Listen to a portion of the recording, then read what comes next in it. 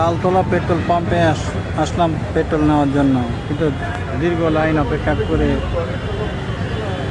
1 থেকে 1.5 ঘন্টা ওয়েট করে কাছাকাছি চলে আসছি। আশা করি পেট্রোল নিতে পারবো। পিছনে অনেক বড় সিরিয়াল আছে আমার পিছনে।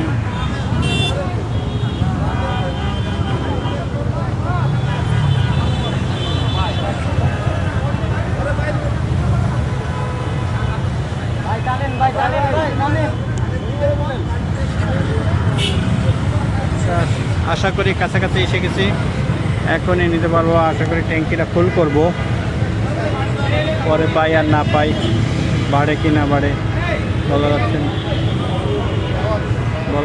না, কি হয় আল্লাহ ভরসা।